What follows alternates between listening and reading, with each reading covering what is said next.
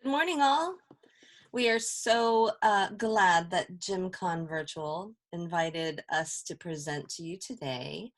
I'm Carrie Spender, and I am TumblTrak's Education Coordinator. And Michelle, do you want to introduce yourself? I'm Michelle, and I'm an ambassador for TumblTrak, and a gymnastics coach and a gym manager. Yeah, Michelle and I are longtime partners in crime when it comes to presenting together. We've been doing this for quite a few years virtually. This is a totally new experience, and I think it's going to be super fun.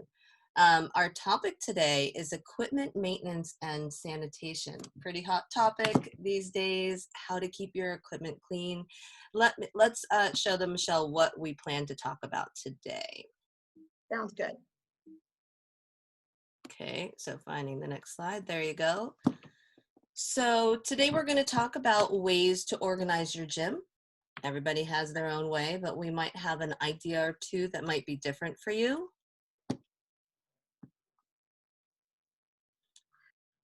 We're also going to, oh, go ahead. I was just saying, we're going to talk about how to keep your mats in good condition and knowing when it's time to replace them. That's right.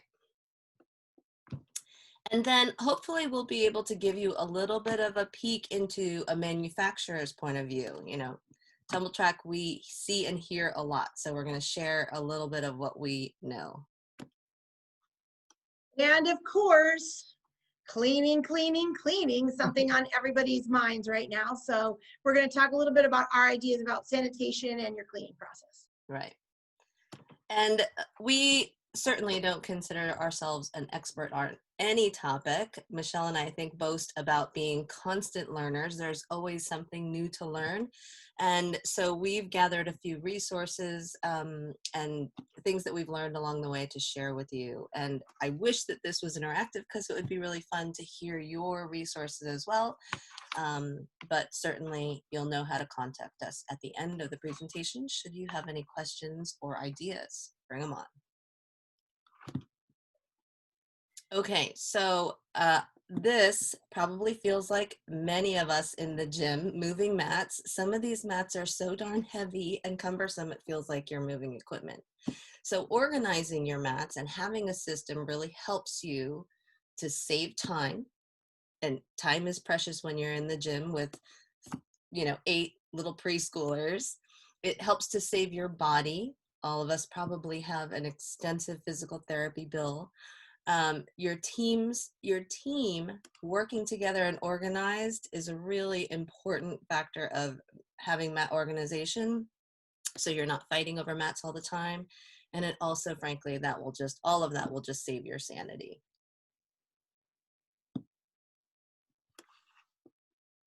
So we thought that there are a couple of ways that different gyms that we've been fortunate to go around organize their mats. One is by the type of mat.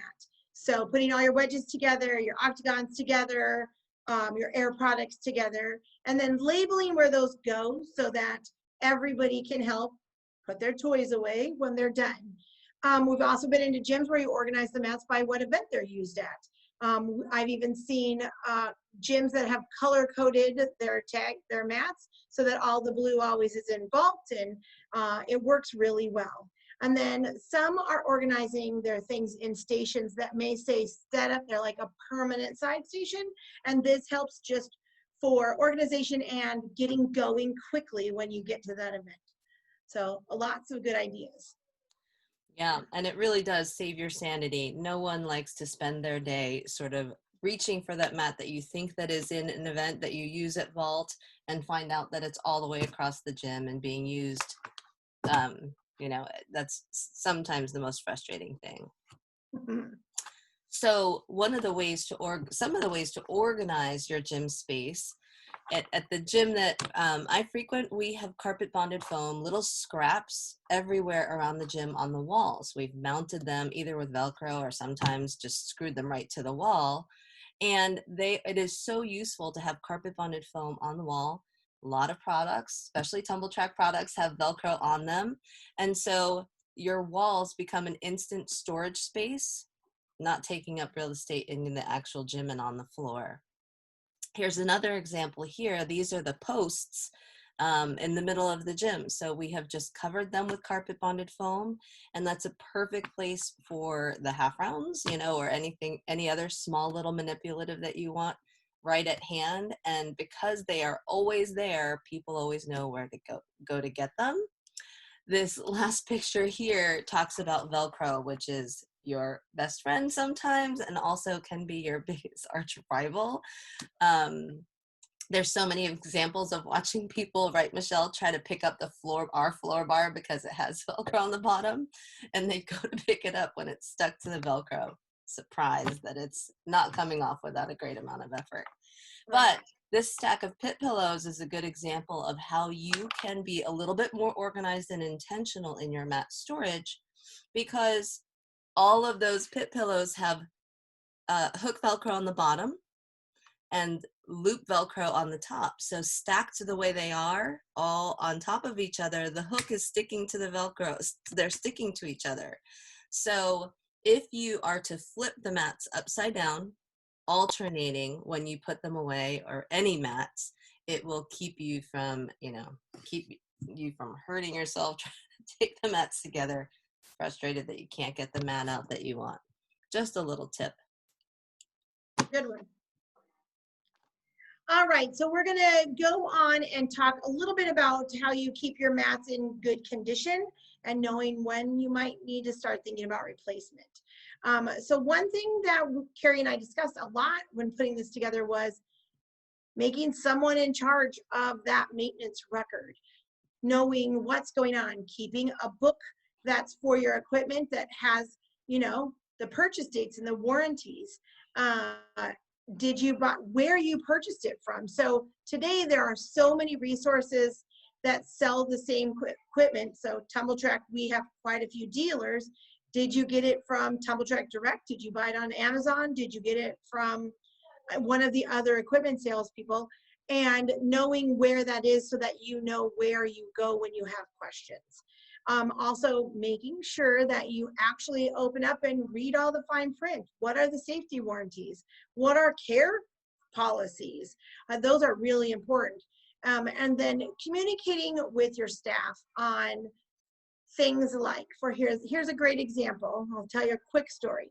So in a gym, a longtime gym, a really successful gym, buys a new TumblTrak. They put the TumblTrak out there, and they need to move this TumblTrak. It's a 20-foot TumblTrak, and many of you who have tumbling tracks know that they hook together with what looks like, a hinge. However, TumblTraks are not meant to be stored in half. They are meant to stay flat. Sorry. And so they folded the TumblTrak, causing the pin to bend and distort, and it was causing the legs not to hit the ground, and they couldn't figure out. It's a relatively new TumblTrak, and so we had to fix it and put it, we changed it. We were able to not have to buy new rails, which was fantastic. But that was from not communicating who bought the equipment, not communicating with the staff who was moving the equipment, that this was not a bendable piece of equipment.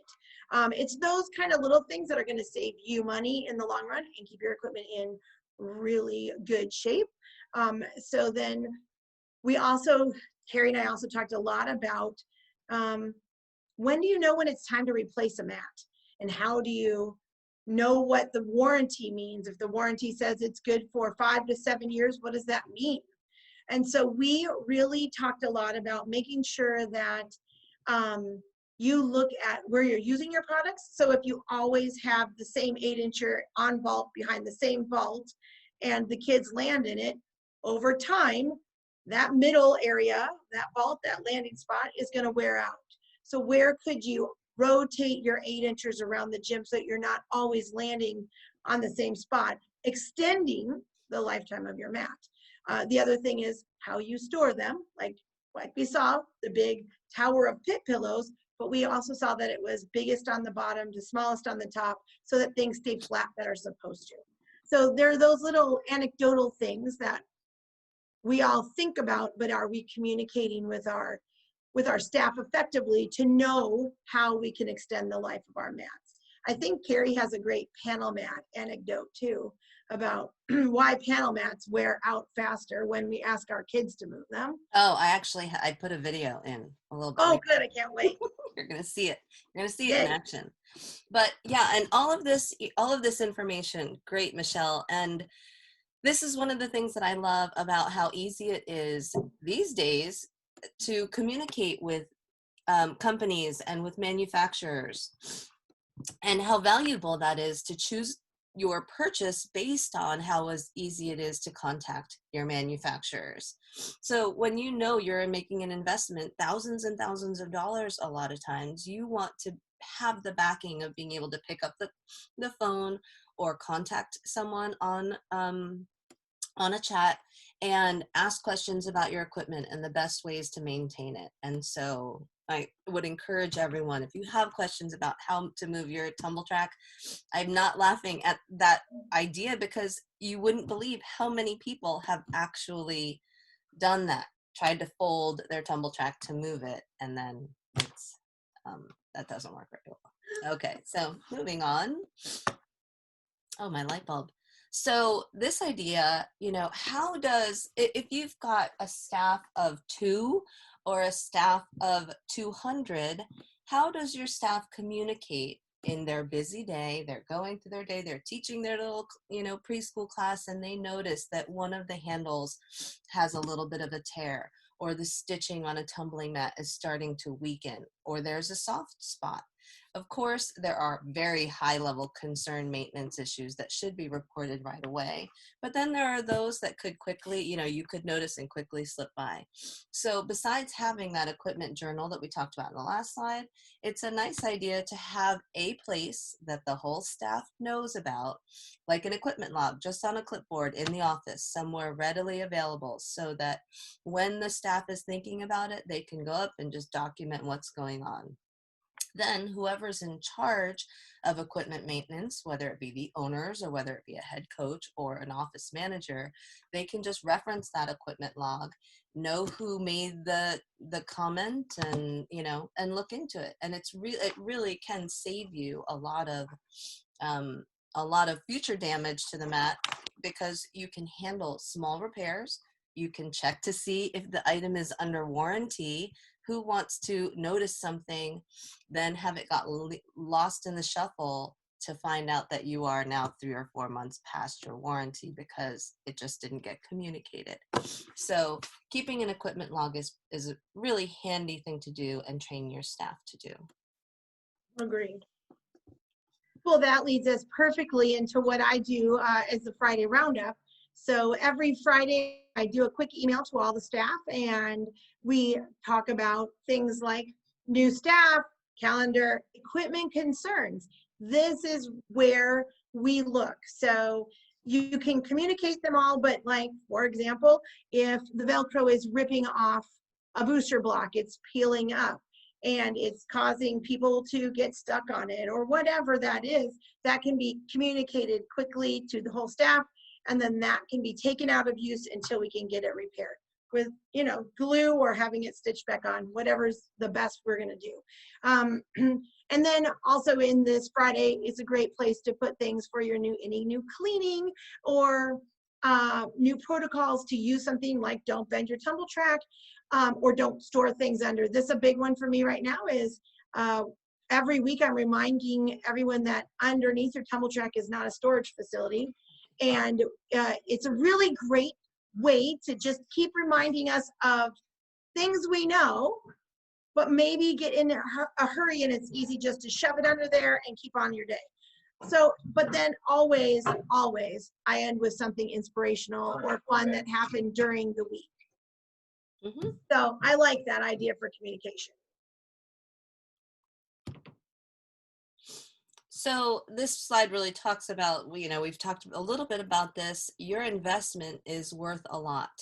And when we go to shows and we travel, it's our favorite thing, is going to shows and conferences and congresses, because it really gives us that personal face-to-face time with the customers, where you can really delve into some of the deeper questions or concerns that customers have.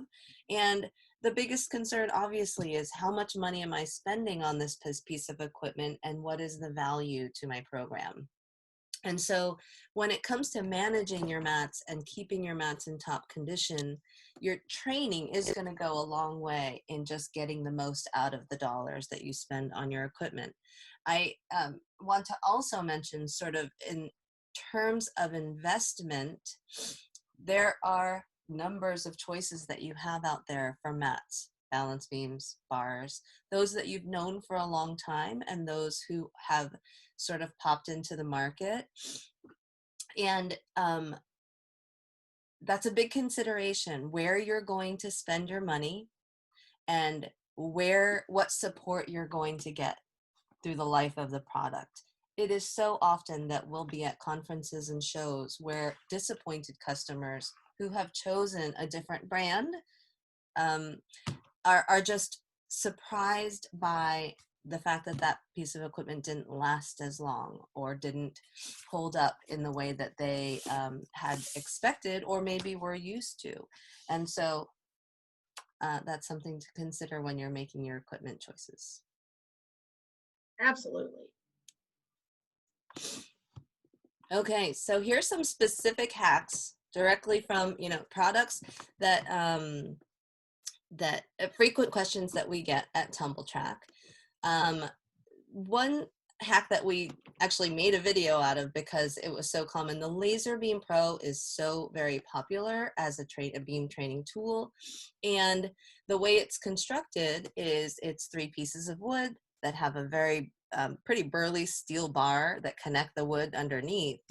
And what we realized pretty quickly as they started making their way into the gym is that when kids were picking up the laser beam, they were picking it up on either end. And as you can imagine, a 16-foot length of wood, that was really pretty tough and straining on the laser beam and those joints.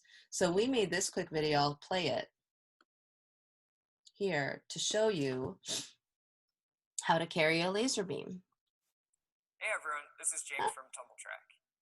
I'm sure you're aware of how amazing the laser beam is in helping perform those brand new beam skills. But I'm here to give you a tip on how to make sure that beam is lasting as long as possible. Because of its unique construction, it is strongest when it is carried on its side. This will make sure that there is less stress on the beam and will make sure that the beam is lying flat. Also, on the back of the laser beam, there is a small pocket for your hex key, which is very useful to make sure that all of your So many people don't know that. All right, that's for now. Until next time. I love, Michelle, how you and I got this big smile on our face when we saw James. Yep. Okay. You want to talk about this one? Oh, sure. All right. So a lot of mats come with the hook Velcro, which, as any of you with longer hair know, your hair gets caught in, and if you land in it, it also makes it difficult to move sometimes. So there are ways to protect or put something over. Using this is a piece of vinyl that has the loop on the back, and you just cover it up, and then it's easily to move, and it doesn't hold you down. It also makes it easier to carry, so you're not having to detangle hair when the kid's hair is stuck in the Velcro from carrying the mat over their head. Yeah. I don't know if I sound like I'm speaking from experience, but that's so true, right? Yeah, and that little Velcro strip, the blue one, is actually an old vinyl beam strip. And so Yeah. it just worked perfectly to cover up some Velcro that we didn't really use frequently. This is a big one, air products. We also made a video on the best care for air products, but one of the hacks that I will share is that air products, the technology has come so far. The vinyl is so durable. The valves are so much better than, 20 years ago when we started making air floors. But one of, the most common thing that we get calls about, or we notice that quickly deteriorates an air floor, is when folks are moving them from one place to the other. And so air floors, although they can be wrapped up really tight, as small as a sleeping bag and stored in a closet, we don't recommend that you do that for long periods of time, because as you can imagine, folding it up that tight creates very sharp edges. And with that sharp edge, anytime anything rubs against it, oftentimes creating these little points in the vinyl, you're actually creating holes and so forth in the air product. So cool that we have all this really great patching equipment. The technology around tenacious tape allows for much easier repairs, but at the same time, you'll get a long life out of your air floor if you just roll it loosely. It seems intuitive, but try not to drag your air floor either folded or when it's inflated anywhere, because that causes rubbing spots. And then a lot of air floors either come with this, see the orange storage bag, and it's great if you are putting your air floor away or traveling with it to put it in a storage bag. I've seen lots of folks put them in rolling suitcases to bring them from one place to the other, or one gym to the other, so forth. So Yeah, great ideas. Oh, this was something I actually learned when putting this presentation together, so I'm kind of excited. The Velcro often collects hair and lint and pieces of carpet and all sorts of nonsense. String, which always makes me crack up because I'm always like, why is there string in the gym? But Carrie told me that using a dog brush gently against the hook Velcro will take all that stuff out and keep your Velcro clean, which will also then extend the life of the Velcro. So I was really excited, and I'm glad we're sharing that tip with you. yeah, especially on like fuzz. String and things are easy to pick out, but oftentimes you'll just get that poofy fuzz or foam, that pit foam, and dog brush works really well for that. And then lastly, like we said before, an equipment hack is to use your manufacturers as a resource. It makes us so happy to get phone calls, to be contacted when you either have questions about equipment, about warranties. We want you to know everything that is, all the benefits to working with TumblTrak or any other manufacturer that's out there. And what's on the opposite end, what's difficult for us is sometimes we'll meet people who will say, oh yeah, I've had this piece of equipment, we just ended up tossing it because we didn't know what to do with it. And hearing their story, I know there was a solution to that. And but we can't know if we don't know. So please reach out to us if you have equipment questions. Absolutely. Okay, are you ready for this, Michelle? Jumping into the sanitation. Oh, let's do it. Let's do it. I feel like this little image sums up 2020 and the whole cleaning process. That's me every day. I know. It's easy to forget that we are actually educators and not those that are, not people in charge of cleaning and sanitizing, because right. the the spectrum has changed and tipped to one side for sure. Golly. But I was reminded when I was doing research for this presentation that cleaning and sanitizing is obviously not a new issue for us. I guess we're just not used to it being the most intense and prominent issue. Usually things pop up where you'll have, I want to say, raise your hand if you've had instances of lice outbreaks, or hand and mouth, or ringworm, the common cold, MRSA. These are all things that have, become vocabulary words in our gym, and based on experience. And now we have COVID. And, it's good to remember that once COVID, is a little bit more under control, these practices are still in place, not just COVID related. Absolutely. John, just take a minute to watch this. I feel like you got me on video right there. So we'll just start. The best thing I can say is one of the things we struggled with back in March was making a plan. Making a plan from what you do to how you go, who to notify, who to ask questions of. I mean, really, it was difficult, I think. And some of us are or many of us, most of us, all of us, we're still struggling with the plan because the plan changes daily. So what Carrie and I really talked about was ask, seek advice, call your health department, call your OSHA, and find out what it is that is expected in your area, because everybody is different. So also call your manufacturers. You know, if you have a beam and you don't know how to clean it or how to sanitize it, they have ideas. So you can call them and use their best practices. We don't have to reinvent the wheel. We can use somebody else's wheel and then just use it in our best practices. So that was one of the things. The other thing in researching for this was, how much do you have to communicate? Well, a lot. So you have to over communicate almost right now. What we're doing, how we're doing it, when we're doing it, and the fact that we are doing it. But one of the biggest things that I was talking with a couple of other gym owners is, we have to be wary not to over promise and under deliver. It's probably better to under promise and over deliver in these situations. You know, so be realistic what you and your staff actually can get done in a practice. You know, what is realistic, and also be mindful of what we're doing, how we're doing it, because it's costly. This is really has added a tremendous amount of expense to the bottom line for all gyms who are operating. We cleaned before, but now some health departments are saying between every turn, some are saying between each class, some are saying nightly is fine. So that's really part of the plan and finding the knowledge, but then the cost associated. This is really been an interesting turn of events. And then staying informed.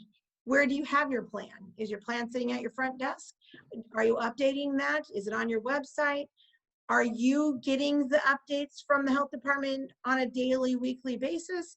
So those kind of things only help us to be better. And then understanding and helping your staff, your clients, even yourself, that this is an ever-changing process. That, you know, the wind sometimes blows from the north and then tomorrow it's blowing from the west. The same thing with the protocols right now. Nobody is really sure. So just keep informed yourself and then pass on that information. And when it changes, that's all right.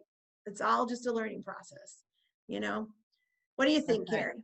It is a learning process. And as you were talking, I was thinking about the folks who are responsible for communicating all of the updated information to the public, either via your website or direct phone calls or answering a chat line. That might be 3 different people in your gym, or it might be just one, but just making sure that everyone is up to date, that they are projecting the most positive but realistic outlook for how you're handling it, and really generating some confidence in the community that your gym is a safe place to be. Absolutely. Absolutely. Yeah. So what's interesting is that we are getting bombarded by information that comes from the federal level, from the state level, from your local authorities, and many of the questions that gym owners or coaches are looking for are not answered in those federal, state, local guidelines. They speak to maybe household recommendations or guidance for disinfecting public spaces. That still doesn't answer how to handle the fact that we are chopped up on bars all the time. And so we, as a gymnastics community, I think are leaning on each other. Forums, you know, in March, April, May were just exploding with sort of, how are you handling this? And then, you know, the answers coming from the East Coast to the West Coast to the Midwest were all very, very different. So it's just overwhelming to decipher all of the information. I think what's most important, as you and I discussed, Michelle, is that your team, your facility Yeah, is all on board and confident with the decisions that you're making. absolutely. Yeah, Yeah. for sure. I plucked this out because some of our cleaning procedures really feel like we are reinventing the wheel. I thought Doug would love that video. That's But awesome. also, this example, Emerald City Gymnastics, located in Seattle, when you go to their website, the first thing that you see is COVID information. And they have created all of these little clickable links: questions, procedures, hand washing, emergency procedures. And you can spend a lot of time either speaking to or just looking right at what other folks have been doing, not just in the gymnastics community, but take a look at um, those that are in martial arts and dance and cheerleading. We're all dealing with very similar Yeah, for sure. situations. So here's an example of a group of folks. British Gymnastics really got their act together when it comes to COVID procedures. We got a hold of this information via our TumblTrak affiliate. TumblTrak UK has a division. We have a division over in the UK. And our folks over there sent us this early in the spring. British Gymnastics put together this step forward plan, and I highly recommend that you go to this website. It is the most comprehensive attack really on how to deal with COVID situations. It talks about all kinds of equipment. It talks about recommendations for talking with your gymnast coaches and community, and an excellent resource. Really, really interesting, Carrie. I was so glad you shared it with me. Yeah. So what are you doing to have your products readily available? Making baskets, putting them at places that are easily accessible throughout the rotations, and just whenever you have decided you're going to clean with is what goes in those baskets, and then making sure they're stocked. And it's just another coaching responsibility we have now. We're finding it's difficult to get everything done we need to get done. It does take time away, but right now appearance is everything. And having that stuff more readily available in a basket right at that station really does make a difference, I think. Yeah, and having stations all around your gym, cleaning stations around the gym, is very expensive also. Folks in our gym we've relied on parent donations. We have a wish list, and just like in schools, kids have to bring a box of tissues. I know in our district, all gymnasts have to bring a container of paper towels and wipes and so forth, so that the burden isn't just on the gym's budget. Yeah, expensive. So we're going to go through a couple of different common surfaces that you might have in the gym, equipment related, and some of our best recommendations for how to clean. I know that in the spring, a lot of folks were using very harsh detergents and disinfectants and bleach with concern for what would happen to their equipment. What's the long-term effect of using all of those very stringent cleaners on your mats and equipment? Our recommendation from a manufacturer standpoint, we are really looking out for keeping your families and participants safe, but at the same time, really protecting your investment as well. So when it comes to vinyl mats and surfaces, I think we all agree that that's the simplest of all the equipment to clean and sanitize.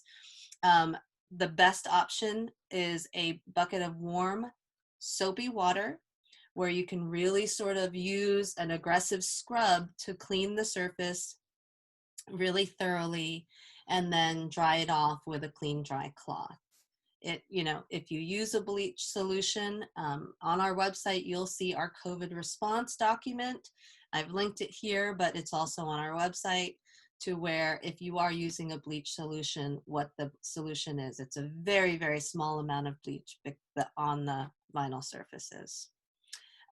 We have recently, now that we are months into COVID, I have here the 409 story, because we had a customer call in, actually a few now, who were in a panic because their vinyl surfaces, which they've been cleaning daily with either 409 or Clorox wipes or so forth, whatever disinfectant they found available, suddenly their mats, their tumbling mats, their vinyl surfaces felt like ice skating rinks. They were so slick and slippery.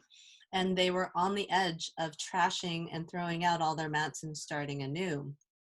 And our recommendation was to go back to that warm soapy water solution and really, really vigorously rub a small area and see what happened. And sure enough, those disinfectants, 409, had created this wax almost on their mats to make it really, really slippery. And a warm soapy water solution was able to lift up that residue left by the cleaner. So Great advice we're still learning every day. every day. So suede surfaces, they're all around the gym, the beams, we have mats, vaults. These have got to be one of the most difficult things to decide what to clean and how to clean them. Most manufacturers do talk about a soft bristled brush to get any major debris off. And you can spot clean them with a mild solution of warm soap and water again. It's not recommended to soak your suede. It makes it brittle, it ends up cracking. There's all sorts of things that are going to go along with that. Some gyms I know have put a lot of their suede things away and are sanitizing athletes prior to getting on a balance beam or vaulting and some are sanitizing their suede in other ways.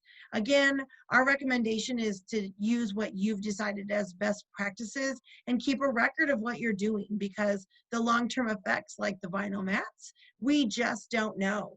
So really something we have to think about and just be flexible and, do our best practices, I guess. Yeah, in our gym, the girls, when they are on beam, and we know that we are not able to sanitize them, they all wear masks when they're on beam. And they've really gotten used to it. There are other areas when they're social distancing around the gym where we are a little bit easier on the mask restriction, but beam is a place where they do because of the fact that we can't clean it as regularly. Yeah. And the same would go for wood and laminate bars. As soon as, when March hit and folks were pulling out those Clorox wipes, we went through this, how is that going to long-term affect all of the bars? I think we all as an industry did. And interesting, Michelle, you want to tell them about this study? So we found a study, and we've linked it here, that talks about that that COVID and SARS does not live in the chalk. It's reduced by 99% So we linked this article here, and it's a great read. It's very interesting. Doesn't draw any conclusions on what to do. It's just a really interesting article on what's happening with chalk, because I know that, like in our gym, our kids have their own chalk in a baggie. We don't share. We don't have that communal box anymore because we're trying to social distance, but we're still every day thinking about best practices on how to keep the bar safe. Mm-hmm. So, it's one of those ever-going and ever-changing things. And this was just an interesting article. I thought maybe someone would get a good conclusion from. Making your best effort. In our gym, every athlete had to bring in their own sort of shoebox sized Tupperware that had a lid on it, and they keep their own chalk supply in there. They use it limitedly, but I hope that this chalk study comes up with some conclusive evidence that me too. COVID doesn't live in chalk. So directly from the manufacturers of carpet bonded foam, we got some information about, it's probably the most common phone call we get is, how do I sanitize the carpet bonded foam? And our best understanding is that a bleach solution of 1 part bleach to 100 parts water will not harm the carpet. Always suggested that you test a little small part first. And that it should be done obviously when kids are not around and where it can dry fully before kids are using the surface.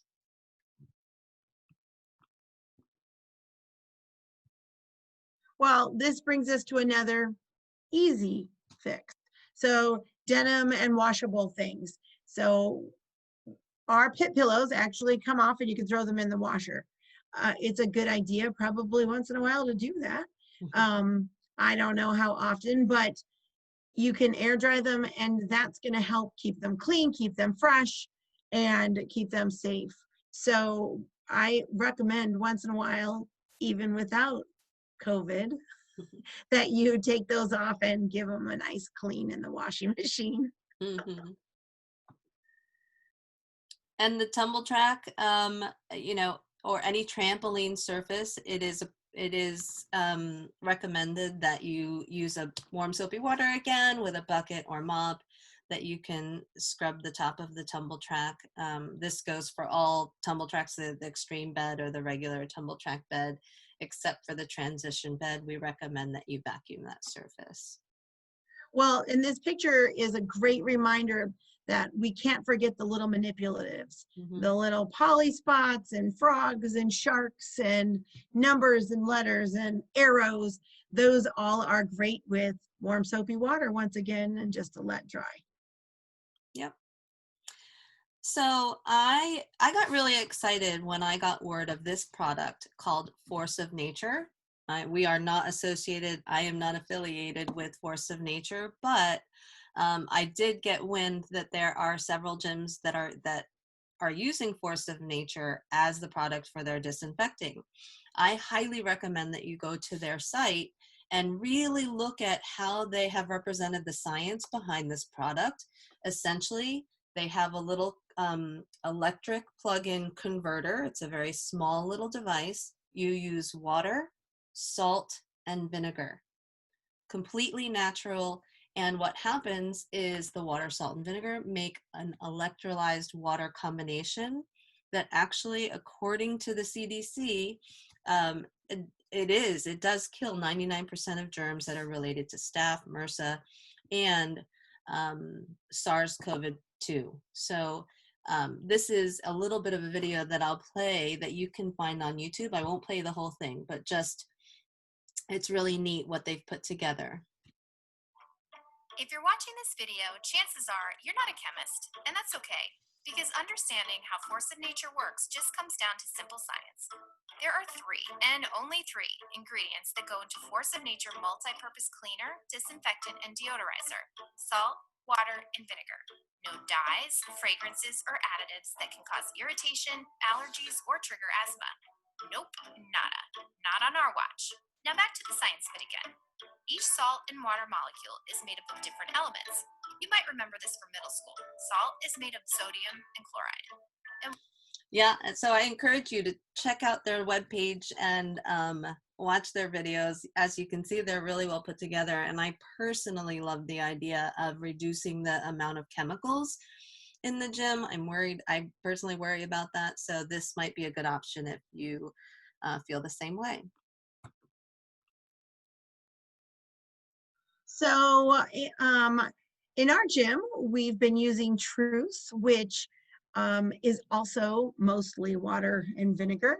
It's non-toxic, and they have the chalk remover so that you can spray and then it kind of helps eliminate the chalk, like for mat cleaning. And then they have an multi-purpose. So Carrie, if we want to play just a few minutes of this one, it can be found on their website as well. Sure.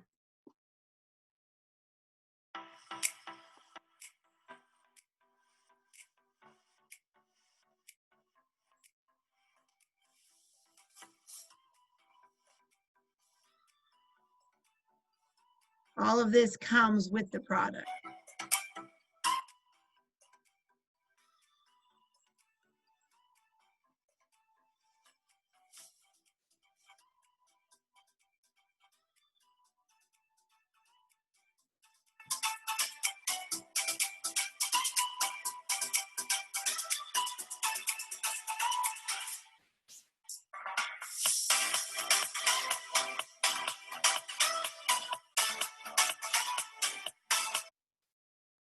There you go. Yeah, so we have 2 really good products, I think, or websites that you can, go to that aren't full of harmful, harsh chemicals when you're cleaning, sanitizing, and disinfecting your gym.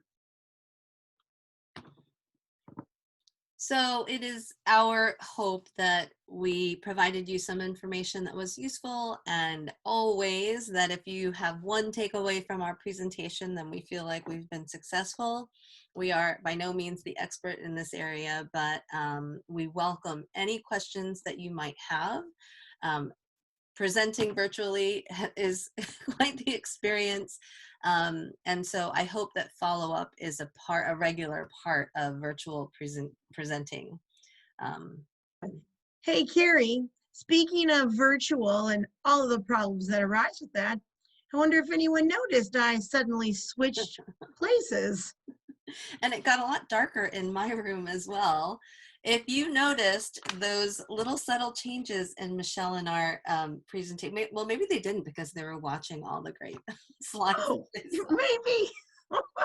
But somewhere in the middle of our presentation, the power went out in my neighborhood for about half an hour. And so we had to pause our filming and resume a little bit later in the evening. So now you are seeing us at the end of our presentation after a very long day. A But I very think we long day. still look really cute, Michelle. Oh, you always look beautiful, Carrie. Okay, hope you've enjoyed this presentation. Thank you so much. Send any questions our way. Best wishes to all of you. Stay safe. All right, stay safe. Bye-bye. Bye.